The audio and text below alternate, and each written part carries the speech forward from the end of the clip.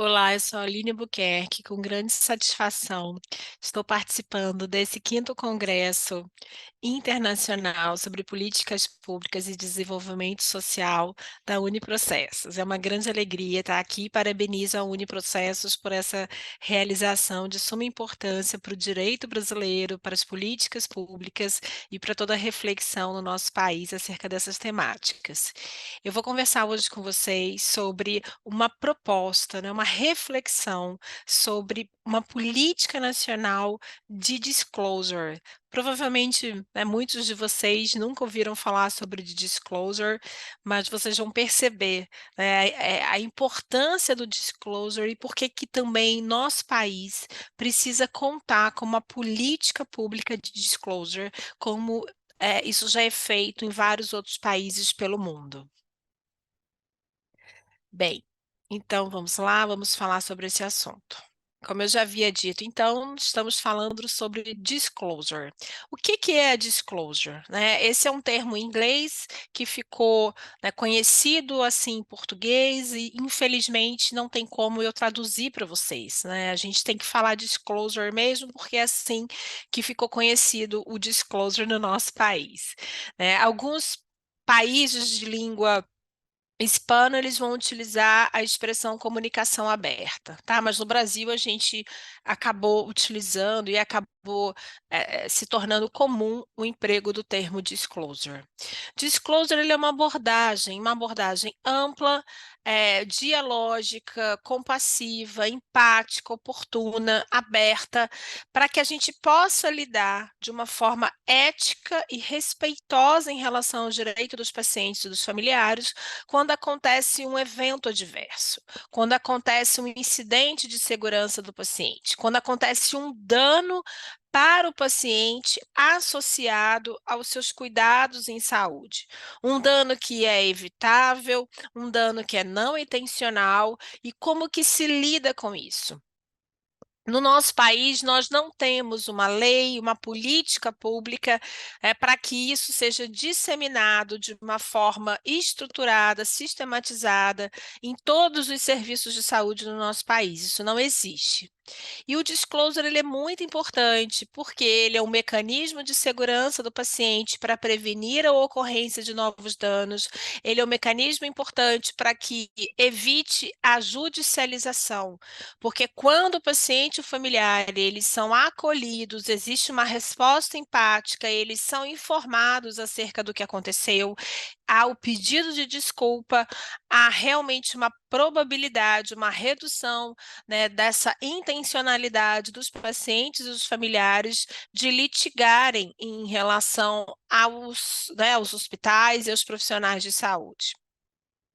Então, o disclosure é essa abordagem que vai envolver a explicação sobre o que aconteceu, um pedido de desculpa, o apoio psicológico aos pacientes e os familiares, também vai envolver a construção, a elaboração de medidas preventivas por parte dos serviços de saúde para que né, para que aquele dano não se repita, para que aquele evento adverso não aconteça novamente. É comum na legislação de vários países, então, que o disclosure ele seja obrigatório para eventos adversos que causem dano moderado e grave para o paciente. Isso não significa que o disclosure não possa ser feito quando existe um dano leve ou quando existe, né, quando realmente houve ali, né, um evento, mas aquele evento, né, um evento não houve um incidente, mas o incidente não ocasionou o dano para o paciente.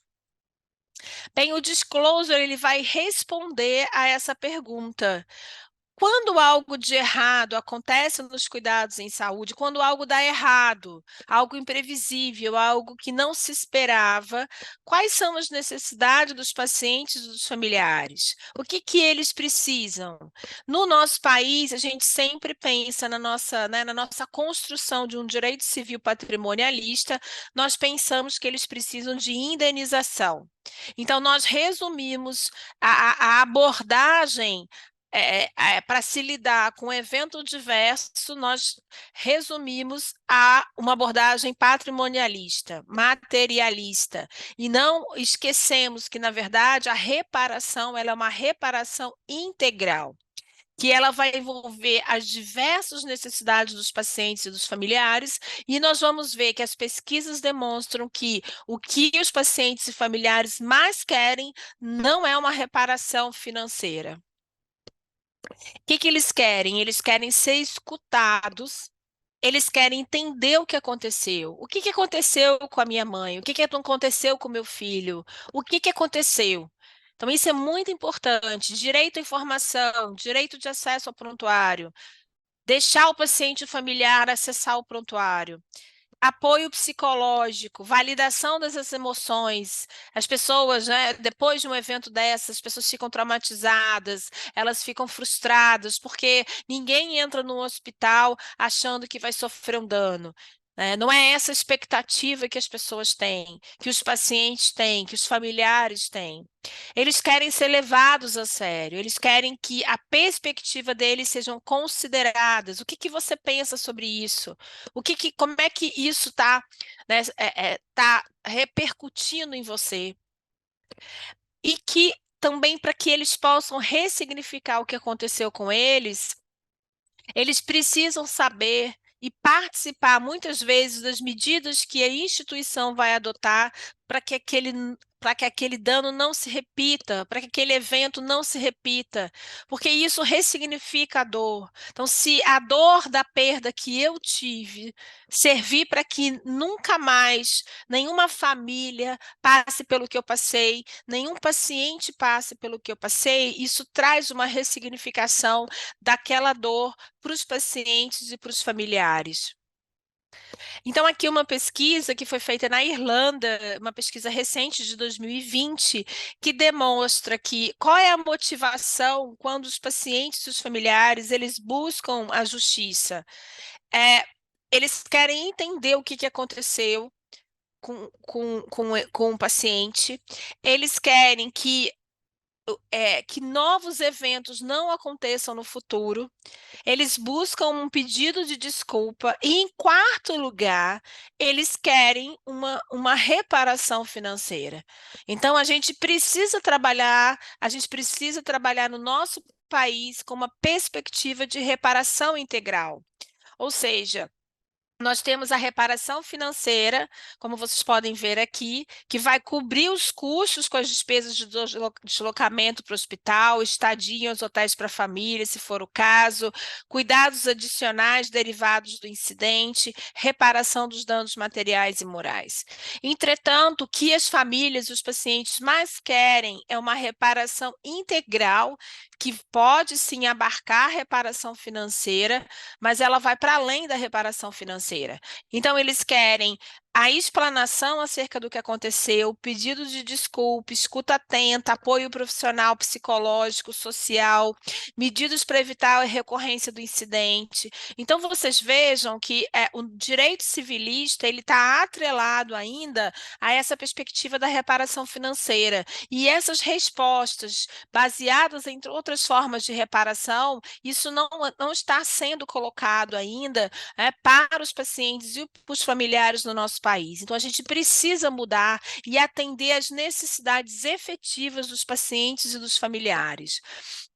Bem, pensando agora na política pública de disclosure, quando acontece um evento diverso, quando acontece um dano para o paciente e para o familiar no SUS, e aí aqui eu estou falando particularmente do SUS, o que os pacientes e os familiares podem fazer? Qual é a resposta estruturada, formalizada que o SUS tem para dar para os pacientes e para os familiares? Nenhuma resposta, nenhuma resposta. Esse não é um tema que está colocado na agenda do Ministério da Saúde, na agenda do Sistema Único de Saúde. Os pacientes e os familiares, eles são abandonados à própria sorte. Pode ser que um serviço de saúde, eventualmente, tenha uma outra forma de lidar com isso. Mas eu estou falando do ponto de vista formal, do ponto de vista sistemático, nós não temos uma resposta estruturada, né, acerca do como vamos agir a partir do momento que algo de errado acontece nos cuidados em saúde e um paciente sofre um dano e, eventualmente, a sua própria morte. A gente não pode abandonar os pacientes e os familiares no momento de tanta dor e dizer para eles: a única solução que vocês têm é procurar o sistema de justiça. Por isso, nós precisamos de uma política pública, porque, como existe nos outros países, aqui o exemplo que eu vou dar particularmente da Irlanda, né, uma política pública estruturada em torno do disclosure, porque isso é uma obrigação do Estado de estruturar o disclosure por meio de legislação, por meio de política pública. Então, pensando na lógica da construção das políticas públicas, nós precisamos detectar um problema. Então, nós temos um problema que é a realização, né, desse acolhimento, dessa comunicação, dessa resposta para pacientes e familiares a partir da ocorrência de um evento diverso, que vai envolver o pedido de desculpa, o apoio psicológico, o apoio de pares para os profissionais de saúde. Porque muitas vezes os profissionais de saúde são segundas vítimas desse evento. Eles sofrem também danos decorrentes desses eventos. Então, é muito importante que, dentro de uma perspectiva de política pública de disclosure, seja incluído o apoio também para os profissionais de saúde e a adoção de medidas preventivas de danos futuros. Então, a gente tem um problema colocado. Não existe isso, né, no nosso país. Então, isso é um problema, porque os pacientes e os familiares, eles não têm nenhuma forma estruturada, sistematizada de resposta quando acontece um evento adverso. E esse problema ele tem que ser solucionado por meio da implementação do disclosure. Então, eu sei qual é o problema e eu sei qual é a solução do problema. Nos serviços públicos e privados, e, obviamente, aqui eu estou trazendo a perspectiva enfocando mais no SUS, mas a gente sabe que isso também é uma questão dos serviços privados, porque poucos hospitais ainda no Brasil fazem disclosure de forma adequada e, inclusive, sabem, e muitos hospitais não sabem o que é disclosure e não realizam disclosure. E muitos não realizam disclosure por uma orientação dos seus serviços jurídicos, dizendo que o disclosure vai gerar mais litigância. E não é isso que as pesquisas mostram. As pesquisas mostram que o disclosure reduz a litigância, na medida em que os pacientes e os familiares têm as suas necessidades atendidas, a probabilidade deles litigarem é muito menor. Então, nós precisamos formular essa política pública no nosso país. Então, nós temos um problema e nós temos a resposta para esse problema. Mas a gente tem um problema, né, digamos assim, macro, porque o disclosure, ele não está na agenda do governo brasileiro, ele não está na agenda do Ministério da Saúde. A gente precisa inserir o disclosure nessa agenda governamental, o que ainda não aconteceu no nosso país. Isso não é uma prioridade, isso não é algo que é enfatizado na agenda. E isso a gente precisa encontrar mecanismos para que isso seja inserido na agenda do Brasil. Bem, pensando na política pública do disclosure, né, quais são os objetivos dessa política pública? A política pública ela tem que ter objetivos. Então, o primeiro objetivo é garantir que o disclosure ocorra em consonância com uma abordagem holística e padronizada em todos os serviços de saúde no país. Garantir que ele seja realizado de forma mais breve possível, ou seja, de 24 a 48 horas após a ocorrência do evento adverso. Garantir que os pacientes eles tenham essa resposta oportuna, sincera e pedido de desculpa. Não existe disclosure sem pedido de desculpa. O pedido de desculpa, ele faz parte do disclosure, e é importante dizer que o pedido de desculpa não é confissão, não é dizer, olha, realmente eu cometi um ilícito, ou eu cometi assunção de culpa, não é isso. O pedido de desculpa, ele pode sim, né, implicar digamos assim, um reconhecimento de responsabilidade jurídica, mas não necessariamente. Ele pode sim ser um pedido de desculpa que vai trazer empatia, né, conexão com a dor, conexão com o sofrimento dos pacientes e dos familiares. Garantir que os pacientes e seus familiares recebam apoio suficiente logo após a ocorrência de um evento diverso. Esse apoio a gente já falou, apoio psicológico, apoio social. Promover uma cultura de abertura e transparência, que facilita a notificação de incidentes e aprendizagem e melhoria da qualidade do cuidado. Há uma confusão muito grande ainda no nosso país entre notificar para a Anvisa, que já está no sistema da Anvisa, Notivisa, a notificação da ocorrência de incidentes de segurança do paciente é uma coisa. Outra coisa é o disclosure, que é a comunicação daquele incidente para pacientes e familiares. É completamente diferente da notificação do incidente de segurança do paciente. Entretanto, se a gente tem o disclosure, uma cultura de abertura na qual se pode falar, né, sobre um incidente, sobre um evento diverso, sem uma perspectiva punitivista, mas sim a partir de uma perspectiva restaurativa, você vai aumentar ali a probabilidade, as chances, né, de mais notificação, de mais abertura, para lidar com os eventos adversos e para que as instituições, os serviços de saúde possam aprender com as falhas e prevenir novas ocorrências de incidentes. Garantir que os profissionais de saúde diretamente envolvidos no evento recebam apoio. Como eu já falei, isso é de extrema importância. Os profissionais de saúde, a maior parte, não deseja causar danos para os pacientes. Então, muitas vezes, esses profissionais, principalmente em casos de danos graves, de morte, eles têm várias pesquisas que demonstram, né, os efeitos deletérios, né, desses eventos para os profissionais de saúde. Apoiar e permitir que os profissionais e os serviços de saúde se envolvam em ações eficazes, visando a cultura justa e restaurativa, uma cultura não punitivista. Por que não punitivista? Porque a maior parte dos eventos adversos é causado por fatores contribuintes e não pela ação isolada e única de um profissional de saúde. Então, a visão civilista que, né, se fundamenta em perícia, imprudência e negligência, que se fundamenta na punição de um profissional de saúde, é uma visão não só ultrapassada, mas desconectada com as evidências científicas que demonstram que os eventos são ocasionados por vários fatores, a partir de uma visão sistêmica do que ocorre nos cuidados em saúde e não com fundamento na responsabilização individual de um profissional. E garantir que todos os serviços de saúde tenham as condições necessárias, processos de governança para que possam realizar o disclosure. Então, a política ela tem que visar, né, a estruturação nos serviços de saúde, né, por exemplo, né, que todos os serviços têm que contar com um líder do disclosure, uma pessoa que vai liderar o disclosure, a sua condução ou a sua orientação quando acontece um evento diverso, capacitação para os profissionais de saúde. Por exemplo, né, como eu havia dito, na Irlanda, todos os profissionais de saúde têm que ser capacitados em disclosure, o que obviamente não acontece no nosso país. Então, a gente precisa de uma política para que essa política, né, estabeleça diretrizes, capacitações, formas, padrões de realização do disclosure.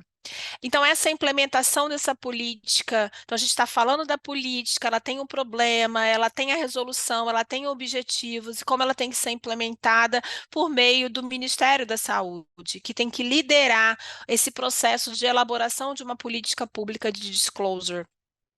E a população-alvo são os serviços públicos e privados, hospitais, serviços de exame laboratoriais, serviços de transfusão de sangue e outros tipos de serviço.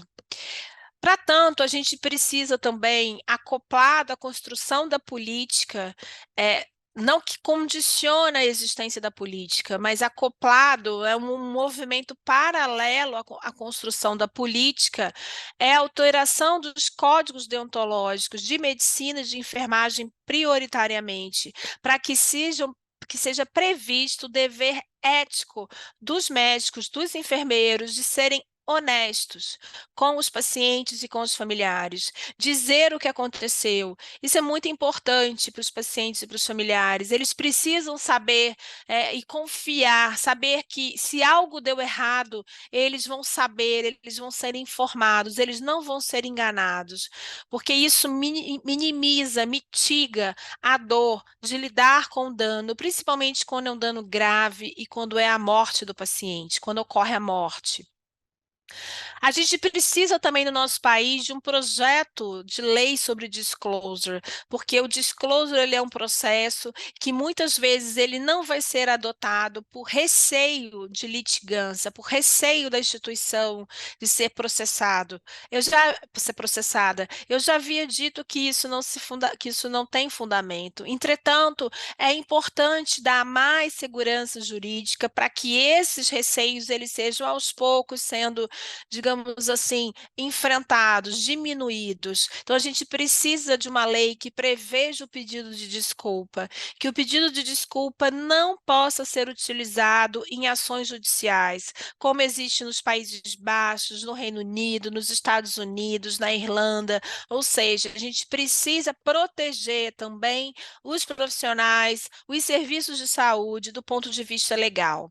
E a gente precisa aprovar o Estatuto dos Direitos do Paciente, porque o disclosure ele é um mecanismo de direito do paciente, para que o direito à informação do paciente seja salvaguardado, seja realmente implementado, o direito à reparação integral. Então, nós temos os direitos dos pacientes, né, entrelaçados com o disclosure. Então, nas nossas reflexões finais, a gente falou sobre a importância de se ter uma política pública de caráter nacional, para que o disclosure seja padronizado em todos os serviços públicos do país. Essa política pública, deve ser liderada pelo Ministério da Saúde. Ela deve envolver no seu processo de elaboração, obviamente, também associações de pacientes que lidam com o tema dos eventos adversos. Paralelamente, a gente precisa de uma iniciativa de lei de disclosure, de projeto de lei de disclosure. É importante que a gente entenda que o disclosure é a coisa certa a ser feita. Quando acontece um dano para o paciente, ele saber o que aconteceu, ele tem direito de saber o que aconteceu. Ele e os seus familiares precisam ser acolhidos, ter suas emoções validadas, eles precisam ser escutados, eles precisam ter sua dor ressignificada. Então, vocês vejam que o disclosure é uma abordagem interdisciplinar, não é uma abordagem médica, não é uma abordagem do direito, é uma abordagem da assistência social, é uma abordagem interdisciplinar, também bioética, porque você está falando realmente do que é, né, do que a coisa certa a ser feita. Então, você está falando também da eticidade do disclosure. E ele também vai contribuir para melhorias de segurança do paciente. O disclosure vai contribuir para prevenir os danos. Nós precisamos mudar o direito brasileiro, que é um direito que enfoca a reparação, como se a reparação financeira fosse responder à dor das pessoas quando perde um ente querido ou quando sofre um dano associado aos cuidados em saúde. A questão financeira, obviamente, ela é direito do paciente, do familiar, ela está presente, mas ela é uma visão muito reducionista das necessidades das pessoas, dos pacientes, dos familiares, e ela é uma visão que ela não privilegia a prevenção. A gente precisa enfocar na prevenção de danos. Muito obrigada pela atenção de vocês. Um grande abraço e espero, né, que vocês tenham realmente entendido, né, a importância da que a gente, né, traga para o nosso país, como já existe em vários outros países, uma política pública de disclosure. Bom evento para vocês.